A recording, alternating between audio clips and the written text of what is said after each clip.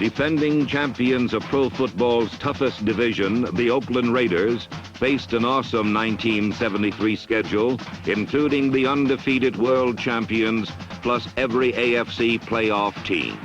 And of the first 7 games, only one would be at home. Sunday night, November 18th, found the Silver and Black, pro football's winningest team the past 10 years, third in the AFC West. Experts buried Oakland's chances for their 6th division championship in 7 years, but the Raiders knew what remained to be done on the battered Coliseum turf. Forged in the fires of adversity, fueled by an unyielding total commitment to excellence, the character of the Raiders rose to heights of greatness in a thundering drive to the playoffs. Thus was written another heroic chapter in the proud history of an organization that ranks atop the sports world. Thus was written Conquest and Character, the story of the 1973 Oakland Raiders.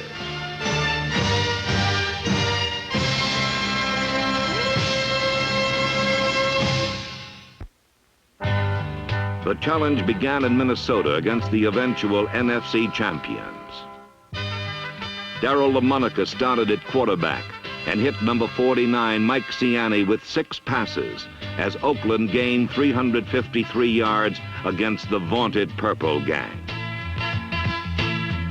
Top draft choice Ray Guy mocked his pro debut with a 50-yard punting average, while number 43, George Atkinson, put the Raiders on the board with an electrifying punt return.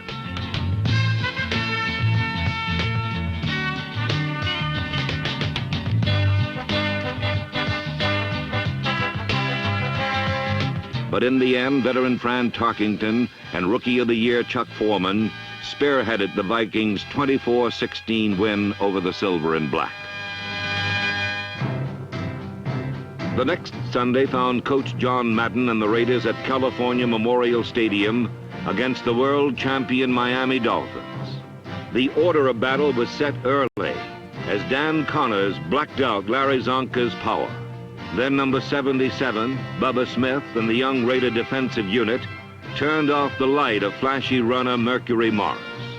Oakland played errorless football in over 74,000 appreciative fans, largest crowd to ever see a pro game in Northern California, knew Miami's record 18-game win streak was in danger. Number 23, Charlie Smith, and number 44, Marv Hubbard, rampaged goalward.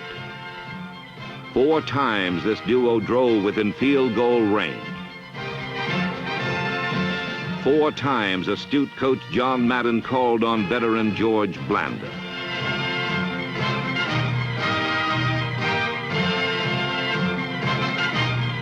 George was unerring, and coupled with superb defense and determined special teams, he helped earn the mighty Raiders a 12-7 streak-snapping conquest of the world champions.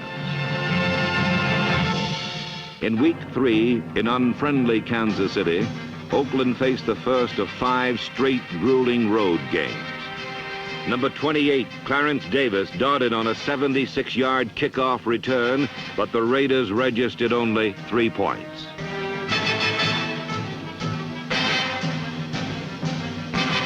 The powerful Chiefs managed only 3 field goals themselves as punter Ray Guy's cloud-clipping shots boomed into the land of no return. The Oakland defense held the hard-won ground savagely.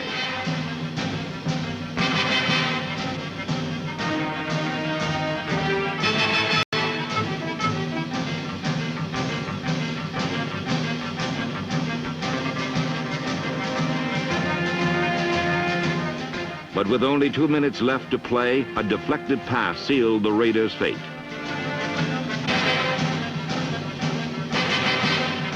The 16-3 loss to the Chiefs left Oakland with 1 win in 3 games. With 4 straight road games still ahead, Raider character would be severely tested. In St. Louis, the Silver and Black faced soaring temperatures and an explosive Cardinal offense. Ignoring the heat, The fired-up Raider defenders, led by Otis Sistrunk, Tony Klein, Art Toms, and Phil Villapiano, limited the high-scoring Cardinals to only 10 points.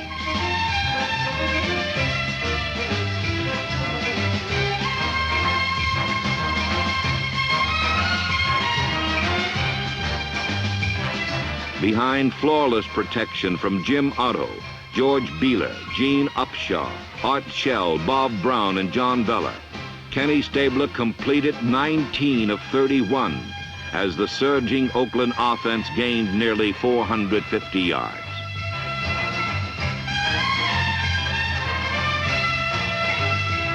Marv Hubbard helped gouge out a club record 18 rushing first downs. Defense had been paramount in the first 3 games, but offensive prowess came to the fore as Hubbard blasted in for the 17-10 clincher.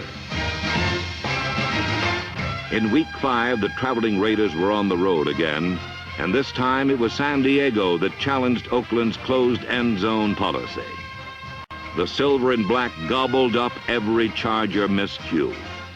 Number 40, Pete Banaszak, recovered 1 fumble, and then Bob Moore's score meant victory number 3, 27-17. Next, in a Monday night road game at Denver, the Raiders faced another team crusading to overtake them. 24-year veteran George Blanda became the first player to ever kick 300 field goals. But even more important kicks were yet to come.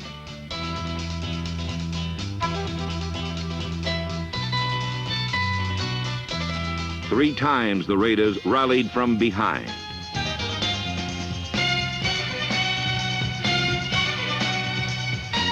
An 80-yard bomb from Ken Stabler to Mike Ciani brought Oakland back once, and the Raider defense fought valiantly to protect the lead.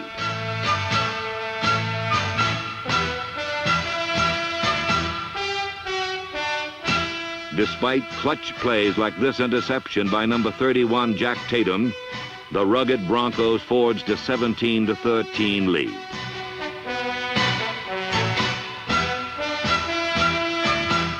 Cliff Branch, a University of Colorado product, had a happy homecoming as he put Oakland ahead 20-17. Then, with Stabler injured, LaMonica came in and hit Branch to set up a final minute go-ahead field goal.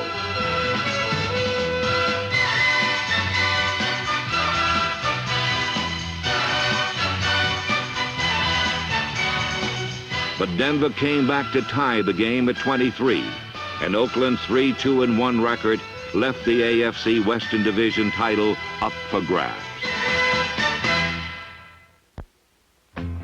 Now the Raiders were cross-country in Baltimore for a 5th straight road game. Ken Stabler hit Mike Ciani, Fred Biletnikoff, and Bob Moore with 6 passes each, while completing 25 of 29 to set an all-time NFL completion percentage record. This record performance again brought to national attention the precision passing that has for so long been a feared weapon in the Raider arsenal.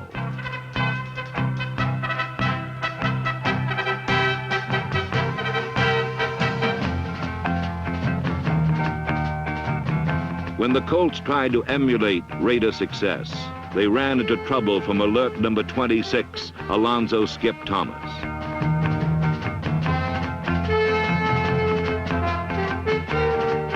With the Riddle Colt secondary playing deep, Clarence Davis rolled behind number 63, co-captain Gene Upshaw, for 2 scores and a 34-21 Oakland victory. 5 straight away games. And yet, this young Raider squad had allowed but 1 game to result in defeat.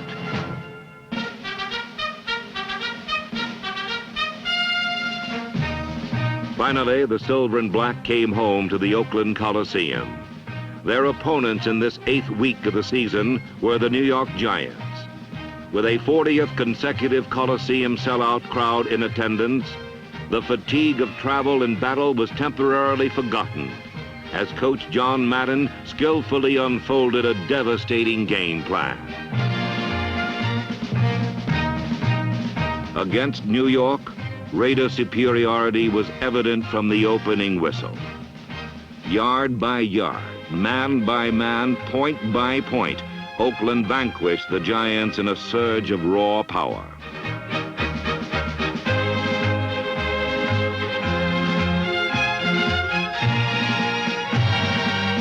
The defense, with linebacker Gerald Irons, number 86, leading the way, knifed in on the Giants like sharks in a frenzy.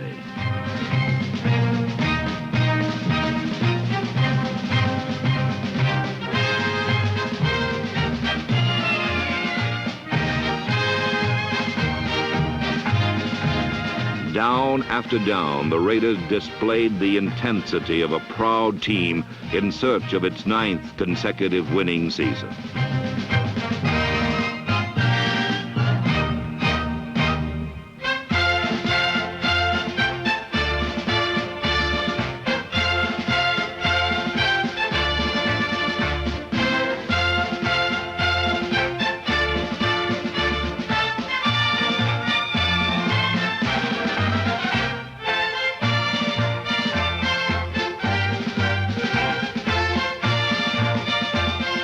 Daryle Lamonica came in and whistled one to wide receiver Steve Sweeney. It finished the Giants 42-0 and raised Oakland's record to 5-2-1.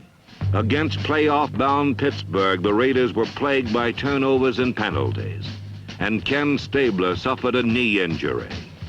Behind Daryle Lamonica, Oakland slashed for nearly 400 yards against the prestigious Steeler defense. Despite this display of strength, the Raiders scored only 9 points. And as things went awry, Oakland suffered its 3rd loss of the 1973 season.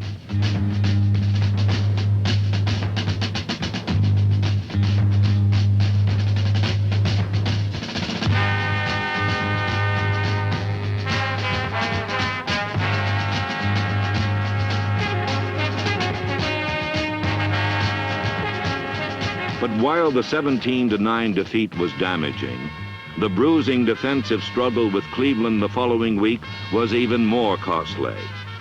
Both defenses played tough, tight-fisted football.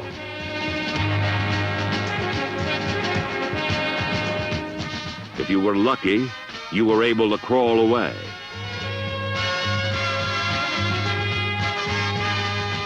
For the Silver and Black, this 7-3 loss seemed deadly, because that night, when the scores were in, the Raiders stood 3rd in the AFC West, and many thought they were finished. With San Diego in Oakland, it was a must-win situation for the Raiders. The Chargers employed trick formations, but Coach Madden's competent staff had the Silver and Black poised and ready. Number 82, Horace Jones, and number 71, Kelvin Corver, pressured the Charger offense into big mistakes. The Raiders' conference-leading defense forced a miscue that safety man George Atkinson turned into a score, and the Chargers were never close.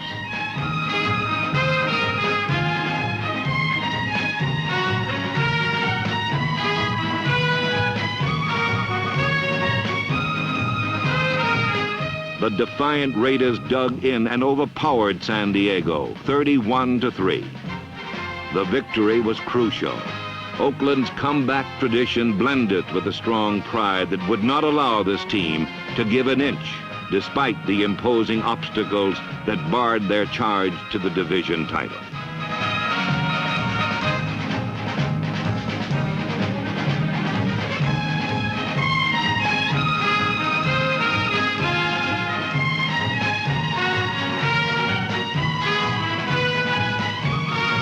With this victory, the resurgent Raiders were now tied for 2nd, but faced with yet another must-win in Houston.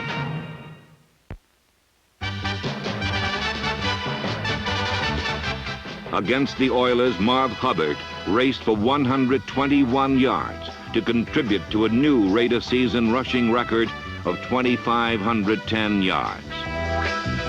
But the Raiders were in a rugged battle inside the Astrodome. The Oakland defense bent, but a touchdown-saving effort by number 24, Willie Brown, epitomized Raider determination. And 2 plays later, the Houston scoring threat was smashed when linebacker Phil Villapiano picked off a forced fumble.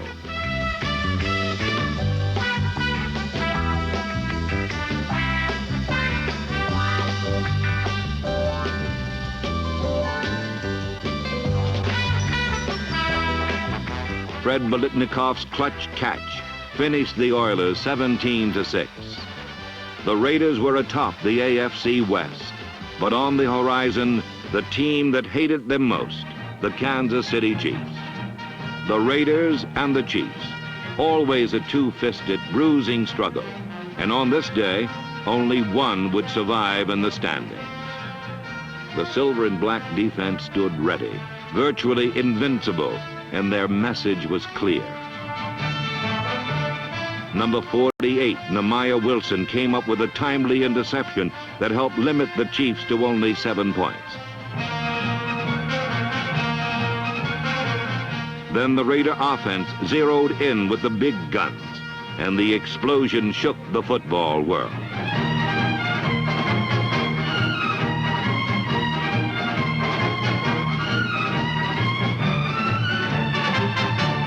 This was the offense that would finish number 1 in the AFC, and KNBR's Bill King described the relentless roll of the on-rushing silver and black wave.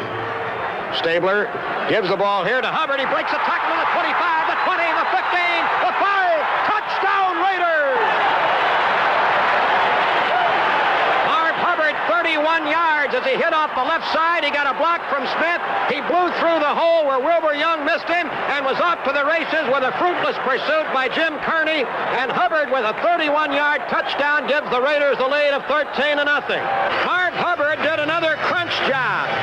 And after the crunch came the crumble as the Oakland defense got it back and the Chiefs were ground to dust 37-7.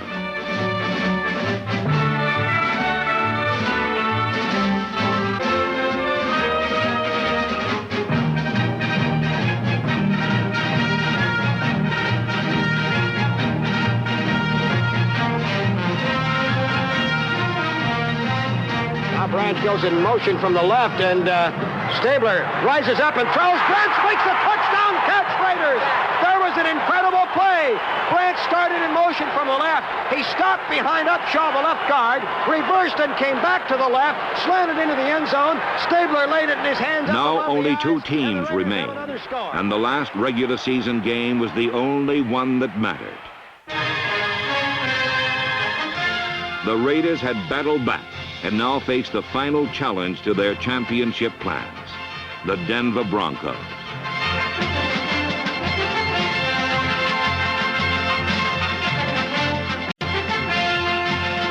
They forged an early lead, then added to it.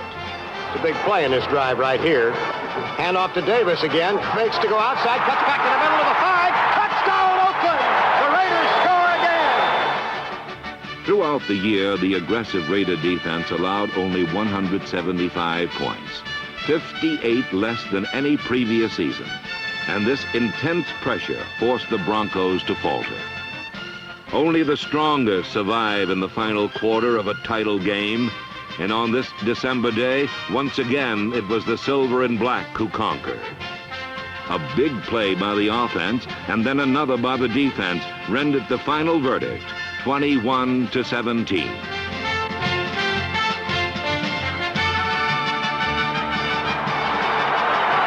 Denny Stabler and Mike Ciani may have just broken the hearts of all of Denver, Colorado. With a 31-yard bomb, Stabler went to Ciani, who made a late break at about the 8-yard line. Flew by Calvin Jones and then floated high in the air to make a magnificent catch of that football. Washington to the left now. Back to passes Ramsey. Pumps, runs out of the pocket, throws on the move, and it's intercepted by Skip Thomas on a deflection at the 45. Thomas running around to use up time. They're driving out of bounds with 1 second to go, and the Raiders are in. The ball was deflected off Riley Odom's high, stretched fingertip. There's the gun. The ball game is over. The Raiders, for the 6th time in 7 years, win the Western Division of the American Football Conference. Just 6 days after Denver, the Raiders and Steelers met at an AFC playoff game marked by Oakland's methodical mayhem. Number 84, Tony Fly. Defensive tackle from Syracuse, number 80, Art Powell. And right linebacker from Maryland, Eastern Shore, number 86, Gerald Iron. And the defensive captain of the Oakland Raiders, number 24, Willie Brown. 1st and 10, Pittsburgh 39. Barry Pearson left, Lewis to the right. He sets up, he looks, pass is batted up in the air. Filipiano intercepts at the 40-yard line of the Raiders. One of the Raiders in rushing pass rushers batting the ball high into the air. The first turnover of the day. Back again goes Bradshaw. He's looking for Barry Pearson. He's throwing far down the middle, overthrown, intercepted by Atkinson at the 28. He's at the 30. He brings it back to the 38. Spikes the football as he's tackled by Barry Pearson. Oakland has its 3rd interception of the day. Bradshaw sets up, then lobs one out to the left, broken up, intercepted. Willie Brown at the 50, Willie at the 40. He's at the 30, the 20, the 10, the 5. Touchdown Raiders! Oakland Coliseum has exploded as the great veteran Willie Brown tipped the pass intended for Pearson. Bobbed it into the air so he could grab it at the 50 and outraced everybody to the end zone. A 50-yard interception returned by Willie Brown. Suddenly the Raiders are leading by 15 with Blanda trying to tack on another one. With design and desire, the awesome Raider juggernaut ripped out huge chunks of Steeler turf.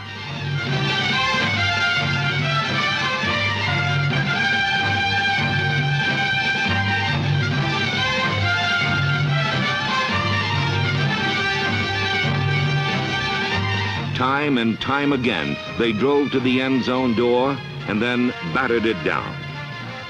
In the end, it was Raider pride that dominated the day with a resounding 33-14 victory. A triumph saluted with a standing ovation by the ecstatic Oakland fans.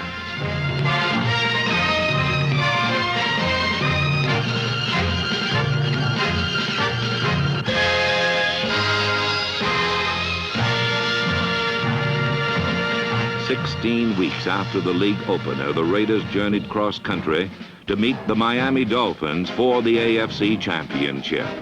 On the initial series, the Raiders mounted a strong drive that was killed by a heartbreaking penalty.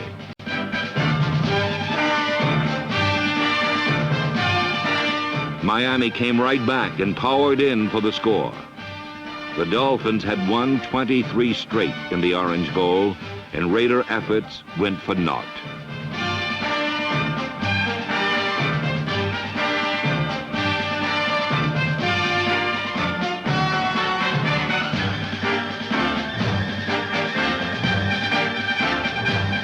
Oakland had 10 points, Miami 27, and the Raider season ended. The Silver and Black had fought their way into the championship game with a thundering drive down the stretch that earned new respect and admiration. And the single loss cannot erase another glorious season to which every Raider contributed. Men like Warren, Hudson, Maxwell, Bankston, Queen, Dalby, Carroll, Weaver, Johnson, Seiler, Davidson, Milan, Gatos, and Medlin. The excellence of head coach John Madden continues, as does the contribution of able assistants. Oliver Spencer, Tom Doms, Tom Flores, Bob Zeman, Paul Roach, Don Shinnick, Joe Scannella, trainer George Anderson, and equipment director Richard Romansky. The pledge first made in 1963 by Al Davis was a simple one: unrivaled excellence. As pro football's winningest team the past 11 years, the Raiders' monumental rise to glory stems from a dynamic organization whose motto is pride and poise, whose lifeblood is and always will be conquest and character.